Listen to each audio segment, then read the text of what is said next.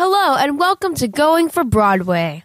I'm Eryn Woo, and each week I chat with playwrights, directors, actors, talent agents, and many others who live their lives in, on, and around the stage. I'm sharing their secrets so you, too, can join me on this journey towards Broadway. And they love me, and I love them, and they love me for loving them, and I love them for loving me, because none of us get enough love in our childhoods. And that's showbiz. Wait, so who loves who?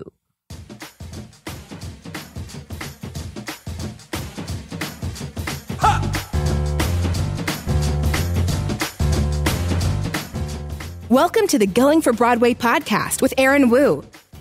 Eryn is a young performer who has acted and sung in many plays and has dreams of reaching Broadway. Each day is another step closer to that goal.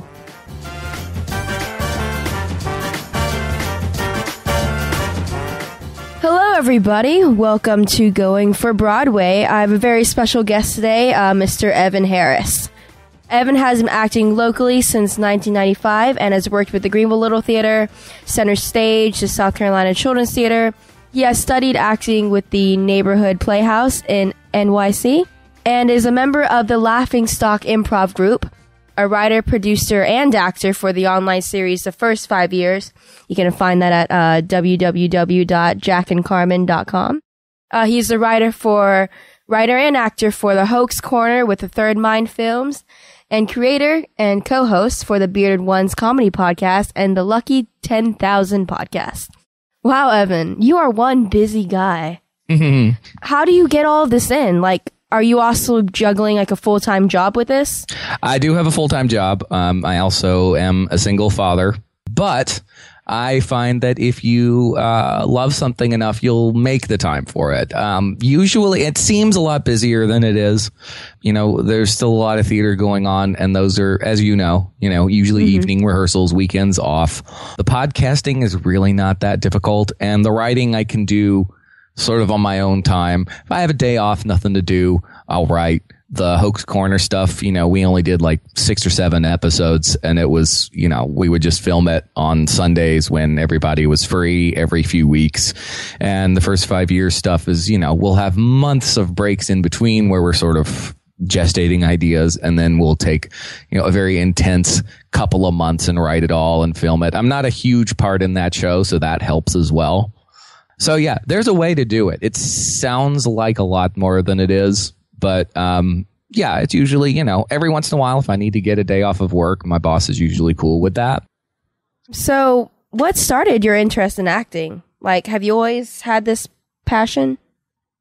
I've always loved, as a kid, in a weird way, I liked being the center of attention, but also at the same time, I didn't. I wasn't exactly somebody that wanted to perform, but whenever I got the opportunity to make somebody laugh, or, because that's sort of, I wasn't an exactly popular kid. I was kind of awkward. And so that always helped me sort of get people's attention in a positive way. I just never, until I had a friend who, the year after I graduated high school, was going to audition for a play and asked me to come along. I'd taken a theater course in high school just because I thought it would be a nothing, easy class. But when we started actually doing scene work, I realized I kind of understood it easily and I enjoyed doing it. So when the opportunity came to actually be in a play and be part of the theater experience, I went with her. I got cast as an understudy and basically an ensemble part, and just never looked back. It was something that I sort of instantly knew, this is where I want to be. And right then decided to put myself into it as much as I possibly could and take it as seriously as I could and learn as much as I could. And yeah, that was pretty much what started it. If I'd had a conscious idea that I could do it earlier, I probably would have gotten into it much earlier. So I guess you could say I've always had a passion for it in some level. I just didn't realize it until it was presented to me in a way that I was like, oh, this is something I could do. Because, I've always thought the Greenville theater community was a really well-kept secret. If you're not a part of the community, you don't really know anything about it. So before you know about it, you're like, well, how do I do a play? How do I act?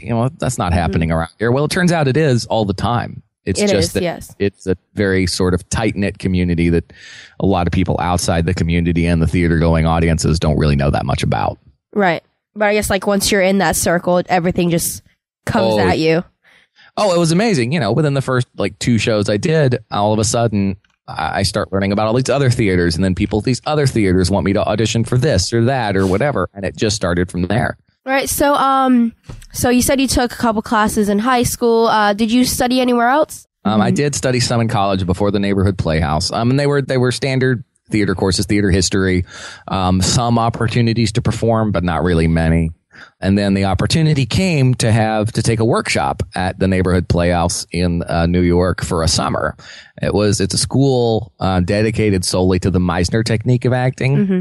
And that was something that really interested me. So I read Sanford Meisner's autobiography, and I went and took the course. And I always say I got one of the best compliments I ever got at that school, because it was a 3-course thing. Basically, you would do an hour of dance, an hour of speech, which a lot of people I think get very lazy about and don't think that it's something they have to study. But diction is so important. Mm-hmm. And then a 3-hour acting intensive. And the teacher there was a really laid back, cool guy. And I was very young and very eager to make an impression. So I tried way too hard to be liked. But every time we would do scene work, by the end of the course, he looked at me and he said, I've been giving you a real rough time this whole time. Because it was kind of those we're going to tear down your defenses type schools.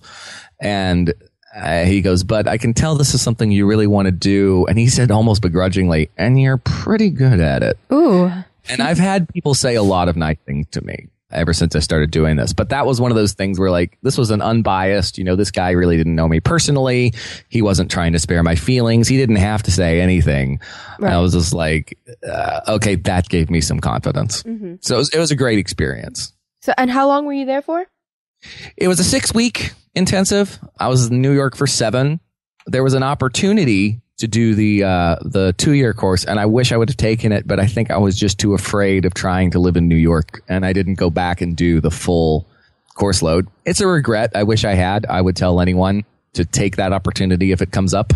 But the intensive itself really taught me a lot. And, after that, I've been taking, obviously I don't have time to study it full time, but there's also always someone willing to teach. There's always workshops you can take. Right. There's always opportunities. Every theater has some sort of course now that someone can teach. I've studied Shakespeare. I've studied acting techniques, auditioning techniques, dialects, things like that. So there's definitely options that you can take. Reading is always great. Any books you can read about it.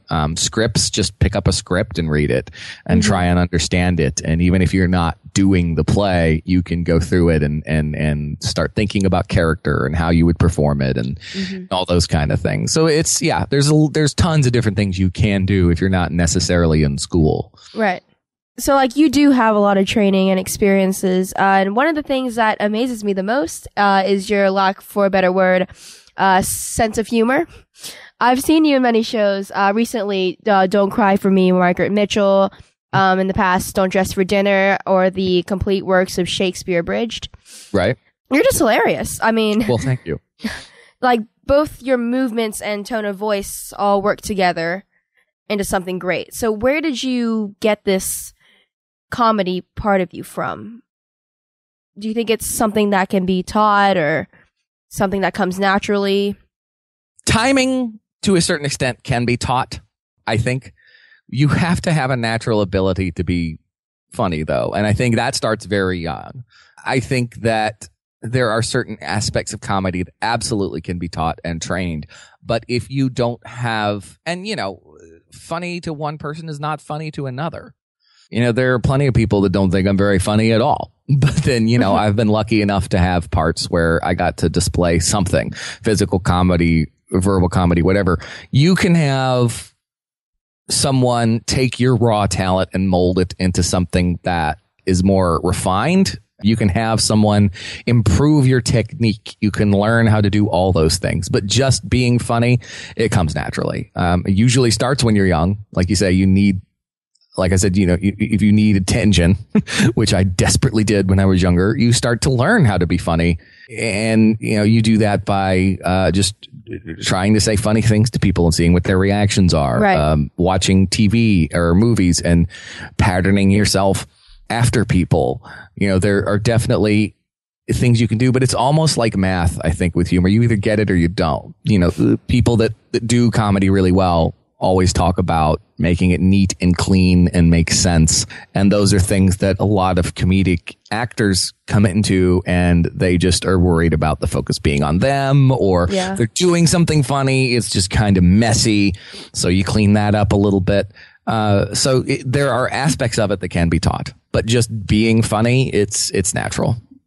If you're like a specialist, for example, you being in comedy, I guess, besides getting experiences in classes, do you think there's another way that an actor could prepare for everything? Or should one only audition for certain types of things that fall under your categories? Oh, no. I think you should audition for everything, even if it's not something that you think you're right for. I do think knowing your type is very important. Right.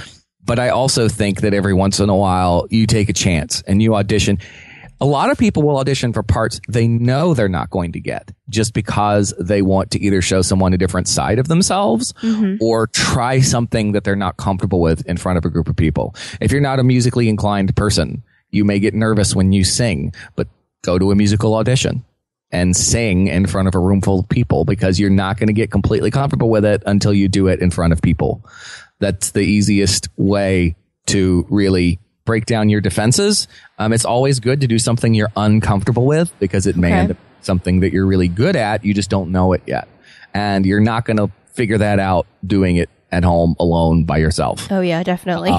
Doing stuff with other people, starting your own group, doing improv, I think is a great way. Even if you're not doing it with the intent of performing in front of an audience, improv is a wonderful tool for stage work, because it is great for breaking down your defenses too. So there are 100 different things you can do. Speak on any given day, start speaking in an accent and try not to drop it. And, do you do that often? I really have a lot of fun speaking in dialects. It may not be the best in the world or the most accurate in the world, but it is a lot of fun just to all of a sudden drop into a dialect. We just did A Time to Kill at Center Stage, and I was a Southern lawyer from Mississippi, and I couldn't drop the dialect even when I wasn't on stage, because it was just so much fun. And that's the thing, you should enjoy it, even if it's something that isn't something you're doing for fun per se.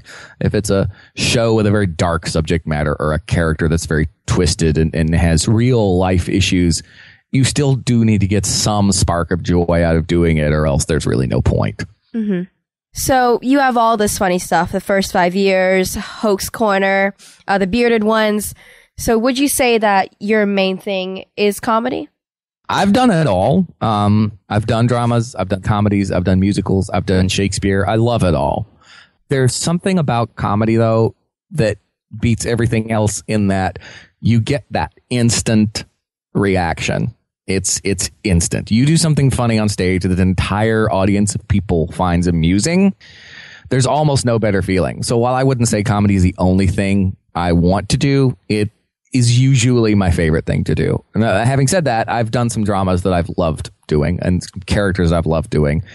It's rare that I'll be in a musical, because my singing voice is only decent and I can't dance to save my life. Oh. But I've enjoyed those too. When I've had a solo song, it's a great feeling, but there's almost no better feeling than doing something really funny in front of someone, or like on the podcast, making Jason laugh, or hearing from someone that heard the podcast later, there was a bit that we did or a moment that we had that they thought was hysterical.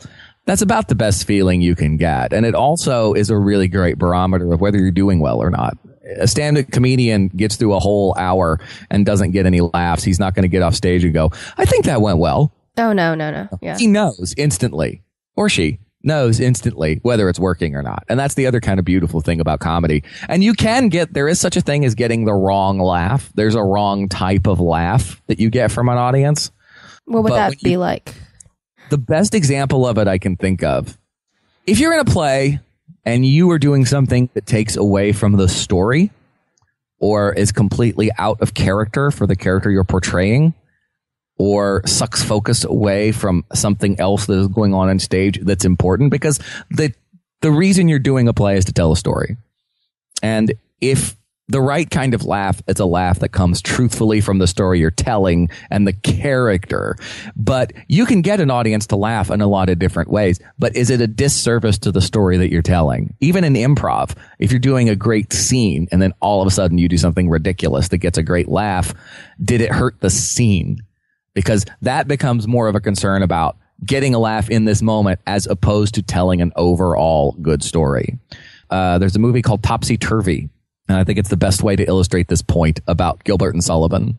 And they had their own stable troupe of actors at the Savoy Theater. They did these sort of operettas, these operas, and I believe it was Gilbert wrote the words and the plots and the characters. Sullivan wrote the music, and they were all these sort of magical comedies. Something magical would happen. And there's a great scene in the movie that is based in truth where one of their sort of stock comedic actors did something in a rehearsal that was very funny. And Gilbert told him not to do it because it was sort of outside the realm of the story they were telling. And this actor turned to him and said, "But it would get a laugh." And Gilbert said, "Yes, so would sitting on a pork pie."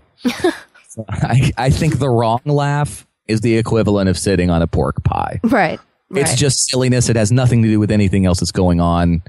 It's not telling the story. Mm-hmm. You're just sitting on a pork pie. That's a wrong laugh. Yep. Tell me a little bit about the first 5 years. Like, I noticed connection, the musical, the last 5 years, there's Jamie and Kathy, and then here there's Jack and Cameron. So how did this all inspire you? Actually, that has nothing to do with that musical. Okay. It has absolutely nothing to do with it. I was very lucky to become a part of that. My friends Phyllis and Josh Jackson, they were local actors. Now they've moved up to Charleston. Phyllis, been an actress around here for many years, and she wanted to write a show and basically write a part for herself. It's kind of that thing where I would love to play a character like this. I'm never going to get the opportunity, or I don't know if I'm going to get the opportunity, so I'll write it for myself. Yep. And I was called in to help them with some, just give my opinion on where the story was going and see if I could add anything. And by the end of that first session, they asked me if I wanted to help them write the series. And then they had a part that they thought I could play, and they gave me that. And so that's basically what it's been ever since. Phyllis and I are the writers. It is a sitcom web series that is about the first 5 years of a marriage. This couple, Carmen and Jack, get married and then instantly move hours away from the only hometown they've ever really known and start kind of from the bottom up. And they meet a lot of people. They're sort of not, the idea is basically what you expect life to be versus what it really is. Mm-hmm. So, it has nothing to do with that musical. I can understand the connection, though. Yes. But that, I don't think, inspired anything. You know, Phyllis would probably be the better person to talk to about that. But she never told me it did, because she's still technically the head writer and the lead actress on the show. So she has more input than I do. But we're actually getting ready to start filming the second season now. And we've got 6 scripts, and I've written 4 of them. Oh, so, all right. Yeah. Obviously, with a lot of her input. Right. So you said that this was one of your first things writing. So you never really had, I guess, training in film or script writing? I've never had official training in it. I know a lot of people that do write, so I definitely got tips from them. And it was sort of the biggest. I've written short stories, you know, I've written short plays and things like that. Nothing really that's ever been produced yet, but that's because I haven't really put it out there. Mm-hmm. But the biggest difference when you write for a story, or when you write a script for theater versus anything film wise, is there's a totally different language. As you write it, you have to have in your head the way you think the shot is going to be composited. You also, go with the show, don't tell, which is that was one of the hardest things for me, because you can have your character say something, or you can just find a way to show it without anyone having to say anything. And those tend to be more effective anyway. And that's something, if you're writing a story, you want the person reading it to visualize it. But at the same time, film is a visual medium. So Right. if you're used to writing for someone to read a novel or a short story or something, then you do have to describe certain things. If you're writing for film or television, those things should be shown, and they can tell the story just as effectively, if not better, than what people are actually saying. So that was something that I'm still having to learn, because I'll write something and then Phyllis will send it back to me and go, I think there's a way we can see this instead of having a character say it. I was listening to somebody talk about the first Star Wars movie the other day, and what a great opening shot that is, and how without saying a word, it tells you everything you need to know. There's a small ship being chased by a massive ship. That instantly tells you these people are being chased by an entity that is something that is large and powerful. They are a small band of people that aren't well equipped, but they're still fighting against this it's all those things that a character could say. We're just a small band of people fighting against this large corporation. But that 5 seconds of film shows that. Right, it does. Mm-hmm. So it's stuff like that you have to learn. And those, like I say, the visual things in film tend to be so much more effective when someone doesn't have to say anything. Mm-hmm. And that's something I'm still learning. And you also have to think about, you have to write for the camera. You have to write, this is the way I see this shot looking in my head. Now, a director might change it, but you sort of write the guide for the camera. Say, pan in here, fade out here, over the shoulder shot here, two shot here. And that's something that is actually really kind of difficult, because that takes so much time when all you want to do is just get the story out. But then you have to stop and think, okay, well, how would this look? Right. So yeah, it's a completely different world. Right. And so you're continuing to learn in film. And since you've been doing theater for a long time, how do you continue to learn and grow in that? Like, are there things that have become, routine that you always do and always work with? Or like, what new things do you discover? You discover new things all the time. You should discover new things all the time, even if you're not consciously aware of it. Working with new people is always a good thing. Even if it doesn't end up being a great experience, you learn something from that experience. You learn how not to do something. As far as acting is concerned, if I ever get to the point where I think I'm as good as I'm ever going to be, I should quit. Because the reason you should do it is to get better and better and better. Yeah. And every show I discover something new. What I'm working on now, actually, I'm in the middle of trying to teach myself something. You also have to be able to be critical of yourself and not beat yourself up, not, get off stage as I have done before and go, man, I really suck.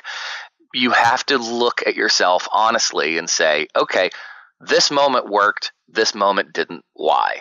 You've heard a lot of people say actors have bags of tricks.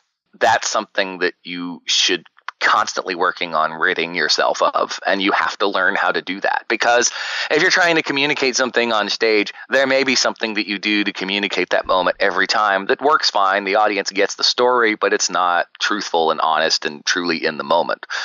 And you want to drop those things. You want to find a way that, because that's something that you're doing. It's not something that the character is doing. So every character should be different. If you get the opportunity to play the same character twice, the second time you do it, you should try and find something new in there.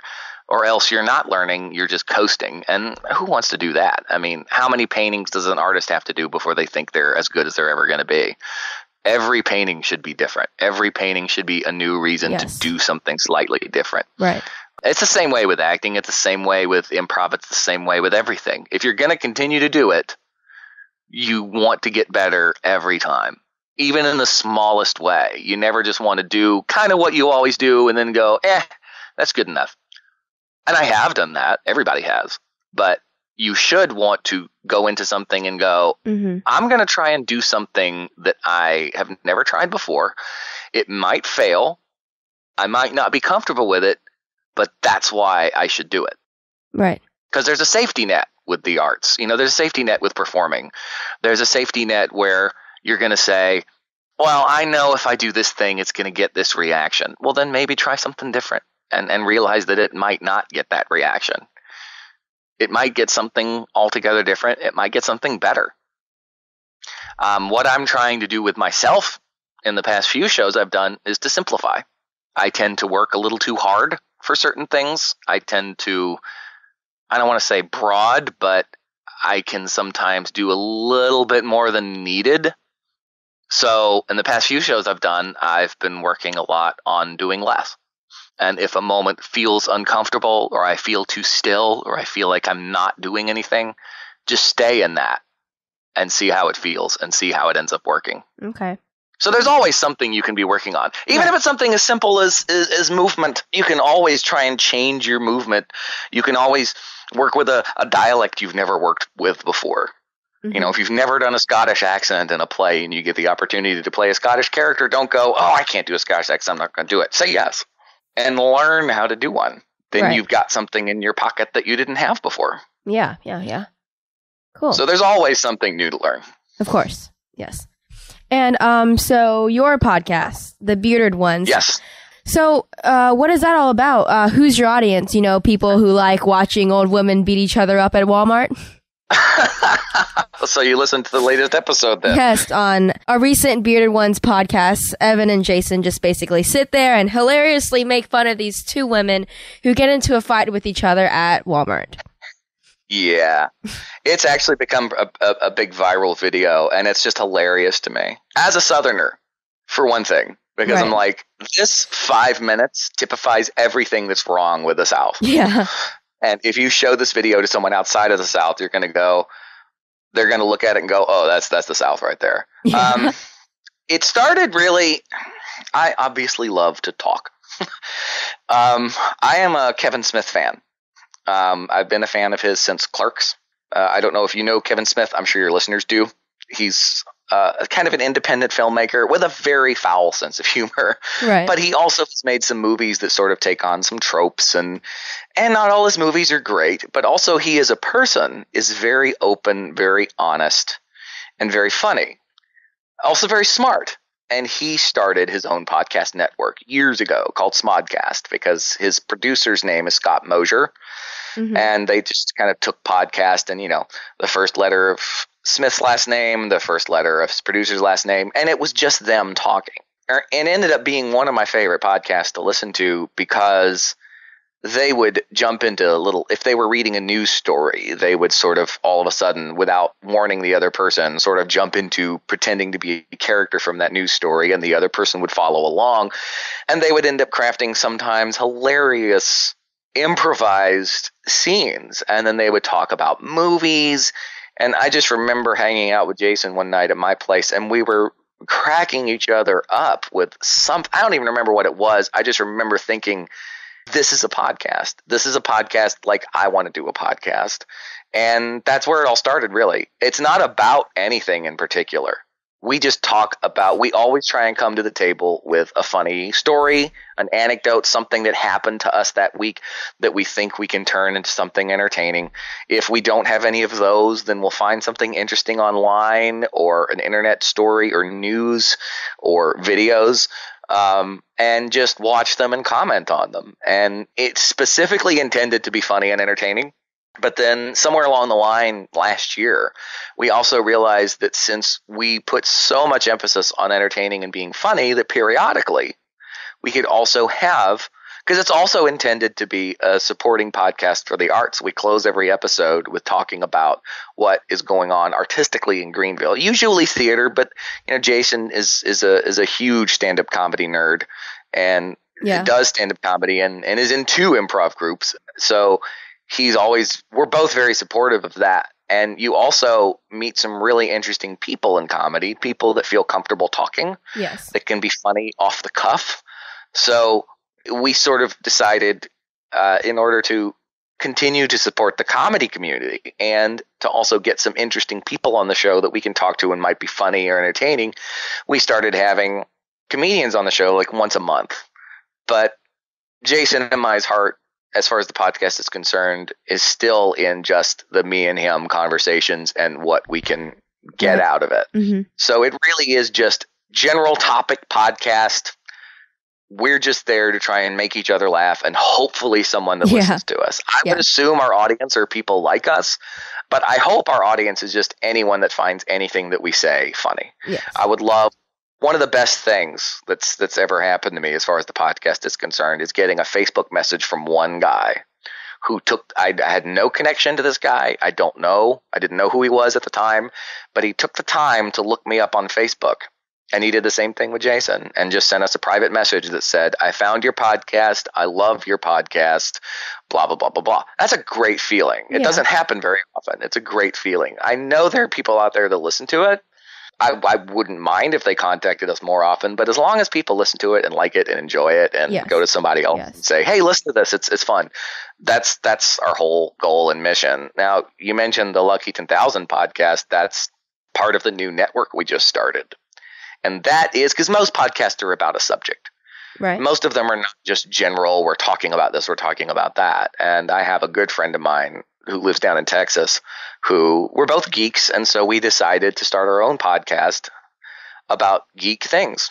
And so that's what that one's about. Even though Jason and I get pretty geeky sometimes, we don't get in depth with it because we just want to find something that can be funny. So yeah, that's the meat of Jason and I's podcast, is just what can we talk about that's interesting and funny? Mm-hmm. And it could be anything, which is a great way, I think, to have a podcast where you're not sort of pigeonholed into talking about something. Right. And sometimes it's difficult because if you don't have really a subject to address, you don't know what you're going to talk about. And sometimes the podcasts, not every episode has been great, but that's kind of what the beautiful thing about podcast is. It can be about anything you want it to be. Right. Can be. And I applaud you for doing one of your own. Thank you. All right. So time's running out. So couple last questions I know everyone in the audience would want to know.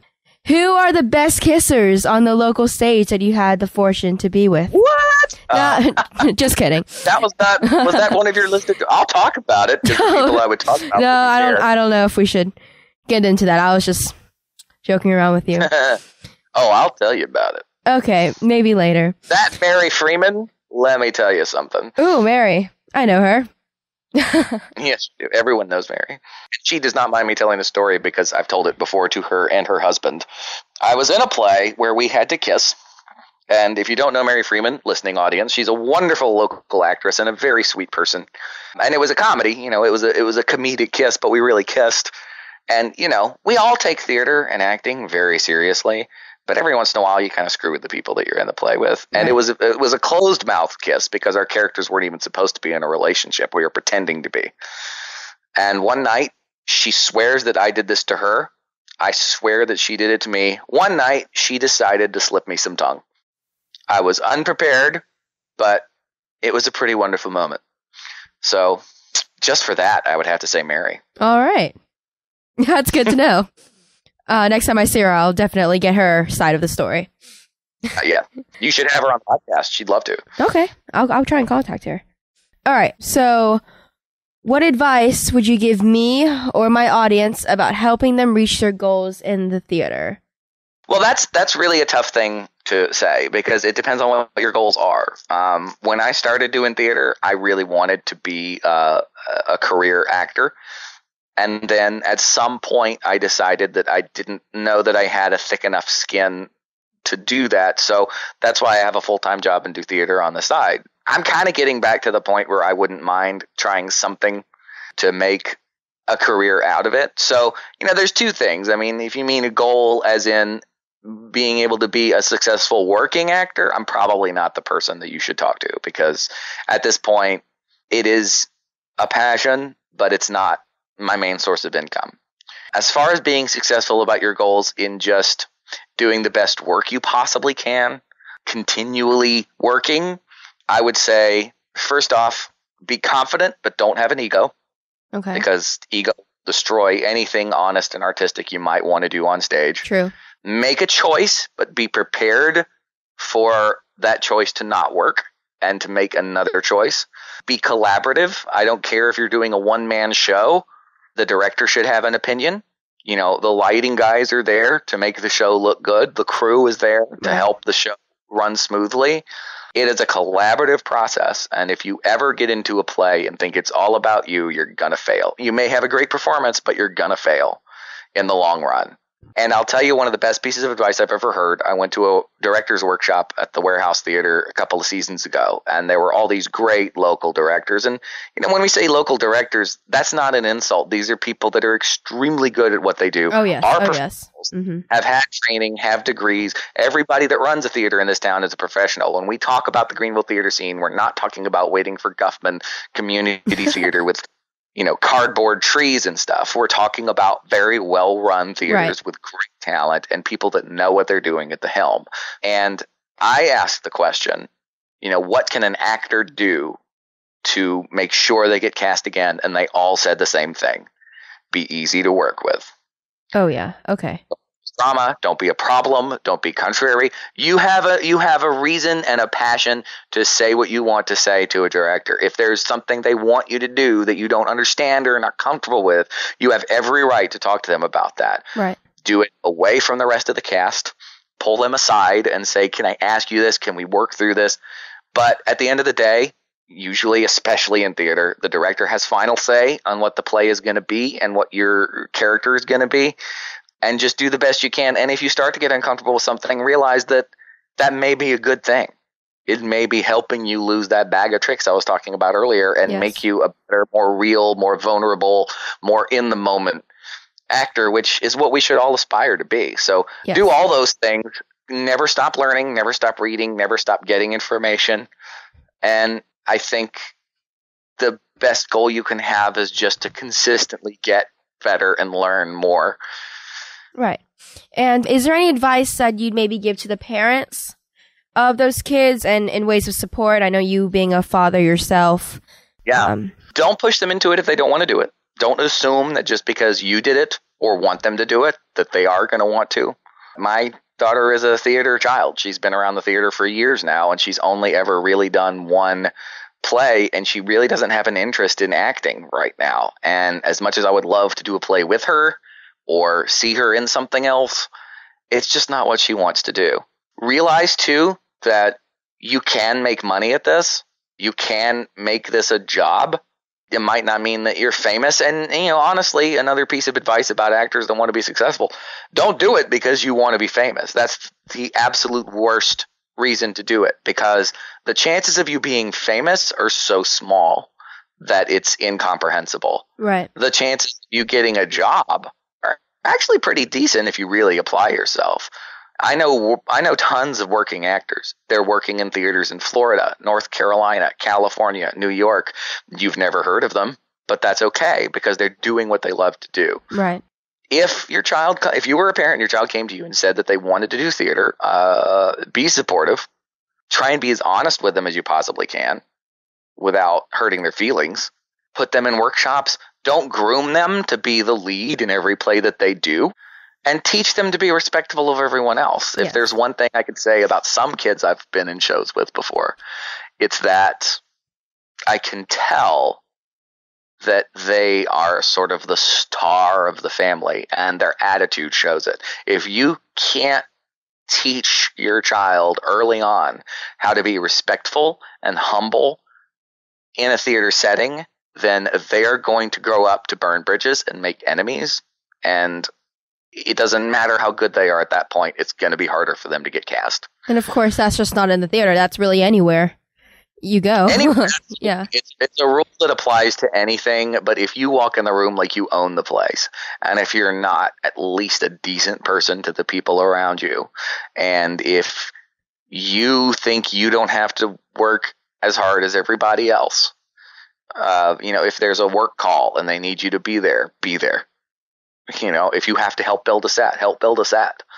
If you get notes from a director, don't go, they don't know what they're talking about. Treat people with respect. Doesn't matter how big the part is. Right. All right, Evan. So if anyone in my audience wanted to contact you, get any advice, or maybe work with you in any way, where could they find you? Obviously, people have found you on Facebook. Just Evan Harris on Facebook. My two profile photos right now are of a promo shot for the web series. So I am not one of the people in that picture. I am the person in the zombie picture on Facebook, though, eating someone's intestines. So that's an easy way to identify me. You can contact our podcast, beardedonespodcast@gmail.com. And those would be the two easiest ways. We're on Twitter, Bearded Ones Podcast at Bearded Ones Pod. I don't have a Twitter for me. It's just for the podcast. Okay. Yeah, those would be the easiest ways. And, check out all the other stuff that we've talked about that we're up to. jackandcarmen.com for the web series, Bearded Ones, the beardedpodsnetwork.com for our new network, which, who knows, maybe this podcast will be on it. Oh, maybe. For now. Awesome. Well, thank you so much, Evan, again, for all your time and wise words. No problem. Thank you.